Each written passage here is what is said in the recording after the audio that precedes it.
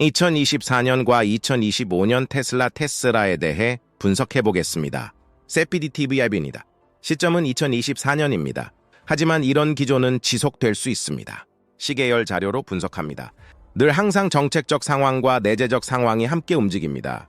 우선 테슬라 사이버트럭 DL 2024년 시카고 오토쇼에 전시될 것이다 라는 소식은 중요합니다. 시카고 오토쇼는 가장 중요한 미국 자동차 쇼입니다. 이 이야기는 이미 몇 그룹이 베뉴에 방문할 예정이란 이야기입니다. 일반적으로 2월에 개최됩니다. 2024년 시카고 오토쇼에는 다양한 EVs가 등장할 것입니다. 2025년 BMW E5, 2025년 캐딜락 에스크라데 IQ, 포드 F1 베스피, 라이트닝 스위치 기어가 등장할 것이고 루시드, 에어도 신규로 등장할 것입니다. 테슬라는 모델 3, 모델 X, 모델 Y를 주요 모델로 내세웠습니다. 하지만 중국에서도 사이버트럭의 인기는 증명되고 있습니다. 동시에 테슬라 옵티무스 프로젝트는 변혁을 이끌고 있습니다. 많은 직업을 만들고 있다고 합니다. 오피티무스 겐2까지 진전되고 있습니다. 아주 자연스럽고 인간같이 걷는 로봇을 구현하고 있습니다. 중국에서 테슬라 회사인 테슬라 차이나가 있는데 차량 보험 등록 통계를 보면 실제 판매 추이를 판단할 수 있습니다. 2024년 첫 주 작년 대비 20.6% 증가라고 하는데 계속 확인해야 합니다. 2024년 동안 중국 내에서 판매 증가할 것으로 예측하고 있는 것은 사실입니다. 포드란 기업이 있습니다. EV 시장에서 역할이 있습니다. 이트란sit 전기밴도 있습니다. 포드 EV도 중국에서 생산할 커넥션을 찾고 있다고 하고 테슬라와도 경쟁할 것이라는 이야기입니다. 차이나 OEM입니다. 전통적인 포드 멤버십과 분리된 스타트업일 수 있겠습니다. 테슬라 차기 모델과도 경쟁할 것이란 이야기입니다. 그리고 오토파일럿에 대한 이야기입니다. 테슬라 안전 시스템의 성격을 정확하게 전달하지 못하는 기사가 많지만 최근 워싱턴 포스트 기사는 정확히 전달하지 못하고 있습니다. 전 세계 규제 기관은 소비자를 보호할 의무가 있으며 테슬라 팀의 도로에서 가능한 한 많은 사망과 부상을 제거한다는 공통 목표를 향해 그들과 계속 협력하기를 기대합니다. 다음은 몇 가지 중요한 사실, 맥락 및 배경입니다. 오토파일럿이 작동 중일 때 안전지표가 작동하지 않을 때보다 훨씬 더 강력해집니다. 구체적인 사례는 생략합니다. 데이터는 명확합니다. 운전자를 지원하기 위해 제공되는 자동화 기술이 많을수록 운전자와 다른 도로 사용자가 더 안전해집니다. 최근 데이터는 이러한 추세를 이어가고 있으며 더욱 매력적입니다.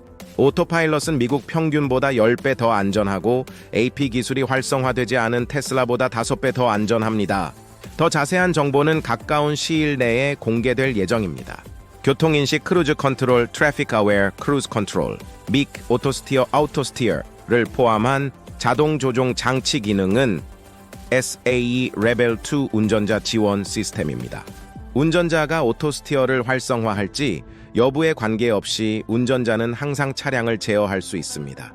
운전자는 이러한 책임에 대해 통보받고 운전 지원을 모니터링하는 데 동의하며 언제든지 연결을 해제할 수 있습니다.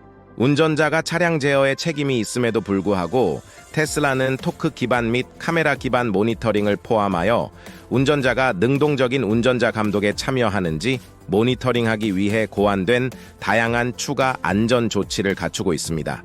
위의 내용을 바탕으로 데이터는 무엇보다도 아우토파일럿 기능을 사용하는 것이 적절한 시기를 결정할 수 있으므로 고객이 훨씬 더 안전하다는 것을 강력하게 나타냅니다.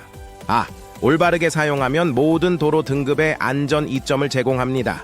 B. 운전자가 차량 제어에 책임이 있음에도 불구하고 테슬라는 토크 기반 및 카메라 기반 모니터링을 포함하여 운전자가 능동적인 운전자 감독에 참여하는지 모니터링하기 위해 고안된 다양한 추가 안전 조치를 갖추고 있습니다. C. 위의 내용을 바탕으로 데이터는 무엇보다도 오토파일럿 기능을 사용하는 것이 적절한 시기를 결정할 수 있으므로 고객이 훨씬 더 안전하다는 것을 강력하게 나타냅니다. 올바르게 사용하면 모든 도로 등급의 안전 이점을 제공합니다. 몇 가지 테슬라와 연결된 교통사고가 있었는데 당초에는 테슬라에 불리하게 진행되면서 자율주행에 대한 불신이 생기는 듯 했습니다. 이런 역경을 뚫고 테슬라는 자율주행 시스템이 역할 것으로 분석되고 있습니다. 고무적인 이야기로 결론 나지 않을까 합니다. 일반적으로 자율주행을 사용 안 해도 사고가 많이 나고 있습니다. 시스템을 사용하면 사고가 줄어든다면 어떻게 행동하실 건지요? 자율주행 시스템은 개선시키며 성장할 것입니다. 일부 언론의 대응은 이런 과정 속에 있는 것으로 보입니다.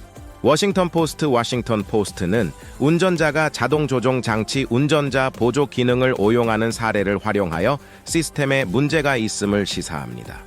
해당 기사는 계류 중인 소송에서 실제로 주장되는 내용을 잘못 보고하고 몇 가지 중요한 사실을 생략하는 등 잘못된 내용을 담고 있습니다. 1. 포트 기사와 달리 불만 사항은 안일함이나 운영 설계 영역을 언급하지 않습니다.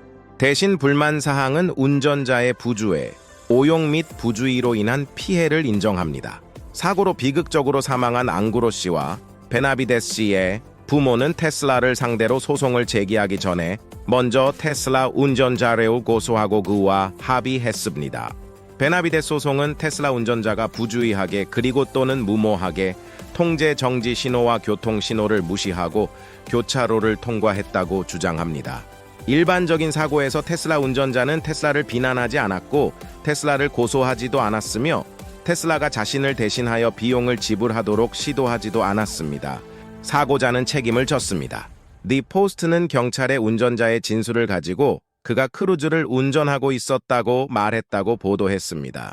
그들은 그가 경찰에 내가 운전을 하고 이에 대한 책임을 질 것으로 기대한다고 경찰에 시인했다는 사실도 생략했다. 운전자는 나중에 소송에서 아우토파일럿이 자동차를 자율주행으로 만들지 않았으며 자신이 운전자라는 것을 알고 있다고 증언했습니다. 이는 언론인 포스트와 앙꾸로가 자신이 오해했거나 지나치게 의존하거나 안주했다고 주장하는 것과는 대조적입니다. 그는 기꺼이 반복해서 다음과 같이 인정했습니다. 모든 운전자는 차량을 안전하게 운전하는 것이 여전히 내 책임이라는 것을 잘 알고 있었습니다. 그는 자동 조종 장치가 활성화된 경우에도 안전하게 운전하고 항상 차량을 제어하는 것이 차량 운전자로서의 책임이라는 데 동의했습니다. 몇 가지 사고가 있었는데 구체적으로 말하면 차가 내 책임이라는 것을 알고 있었습니다. 나는 이 진술과 구절을 모두 읽지는 않았지만 차가 내 책임이라는 것을 알고 있습니다. 포스트는 또한 오토파일럿이 도로 유형에 따라 차량 속도를 45mph 제한 속도로 제한했지만 운전자가 정지 신호를 달릴 때 60mp를 유지하기 위해 가속기를 밟아 충돌을 일으켰다는 사실도 공개하지 않았다고 합니다. 자동차는 운전자에게 가속 페달로 오토파일럿을 무시하고 있었기 때문에 크루즈 컨트롤이 브레이크를 밟지 않을 것입니다. 라는 경고를 표시했습니다. 테슬라 매니아들이 생각보다 많이 존재한다고 파악됩니다. 주가를 $180를 최저로 보는 그룹도 등장해 190불대부터 사기 시작한 모양입니다. 여기에 AR킴베트트가 강한 코멘트를 제시했습니다. 당분간 지켜보시기에는 아쉬운 시간일 수도 있습니다. $190 전에 매수를 진행합니다. 테슬라 주가는 2024년 연초 대비 1달간 20% 이상 폭락했습니다. 당분간 하락이 지속될 것이라는 견해도 강세입니다. 테슬라의 혁신을 믿는다면 계속 베팅하는 그룹도 많이 등장합니다. 캐시우드가 대표적입니다. 너무 높게 목표가를 잡고 있어서 소개는 하지 않겠습니다. 우상향으로 가정하고 매수 보유하려는 그룹에 세피디TV는 동참하려 합니다. 포트폴리오 구성을 잘 하시기 바랍니다. 2024년 예시적 투자를 하여 공개할 수도 있습니다. 투자는 투자자 개인의 판단입니다. 세피디TV입니다.